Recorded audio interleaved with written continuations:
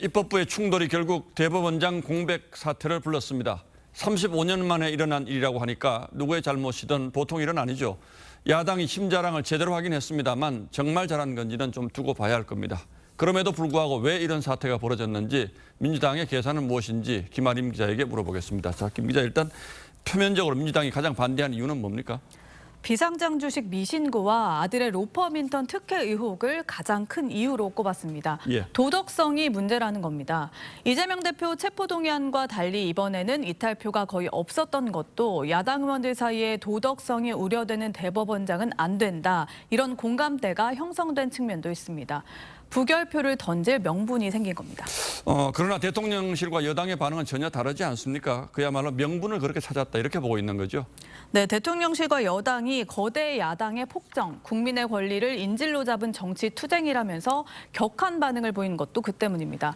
실제로 문재인 정부 때 임명됐던 김명수 전 대법원장의 경우에도요. 아파트 다운 계약서 작성과 자녀의 군복무 중 판사 연수 특혜 의혹이 있었습니다. 다른 대법원장들 역시 여러 논란이 있었지만 삼권 분립의 한 축인 사법부 수장의 임명을 무산시키는 것은 정치적 부담이 적지 않기 때문에 실제 표결에선 야당도 대체로 가결표를 던졌습니다. 뭐 지금 민주당도 정치적 부담이 있다는 걸 모르진 않았을 겁니다. 그럼에도 불구하고 당론으로까지 정해서 부결을 강행한 이유는 뭐라고 봐야 합니까? 먼저 민주당 내부 상황과 무관치 않아 보입니다. 이재명 대표 체포동의안 가결 사태 이후에 친명계 원내 지도부가 들어서면서 연일 선명성을 강조하고 있죠.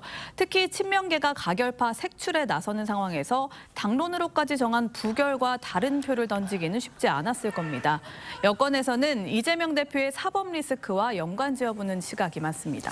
대법원장과 이재명 사법 리스크는 또 무슨 연관이 있습니까? 내년 2월에 법관 인사가 예정돼 있는데요. 오늘 부결로 다른 후보자 검증과 인사청문회 등의 일정을 감안하면 약 한두 달 이상은 대법원장 공백이 불가피할 것으로 보입니다. 만약 내년까지 공석 사태가 이어지면 민변 회장 출신인 김선수 대법관이 대법원장 권한대행을 맡아서 법관 인사판을 짤 수 있는 상황이 되는 겁니다. 각종 의혹으로 기소된 이재명 대표 재판에 영향을 주려는 것 아니냐 여권이 이렇게 의심하는 이유입니다. 그게 사실이라면 뭐 그건 더 큰 문제겠죠. 실제로 이렇게 될 가능성도 있습니까? 그런데 이 대표 재판이 아직 1심 단계이기 때문에 직접적으로 영향을 미치기는 좀 어려울 것으로 보입니다. 다만 이 대표로선 다음 대선 전에 대법원 확정 판결이 나올지가 중요한데 재판 지연 등에 영향을 줄 가능성은 있다는 게 법조계 시각입니다.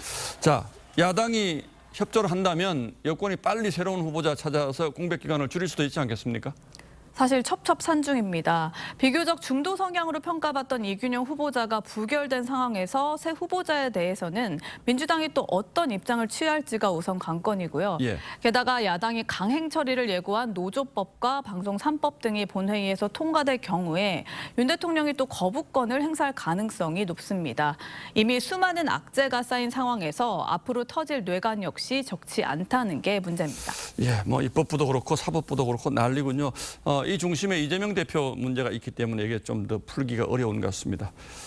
김아림 기자 잘 들었습니다.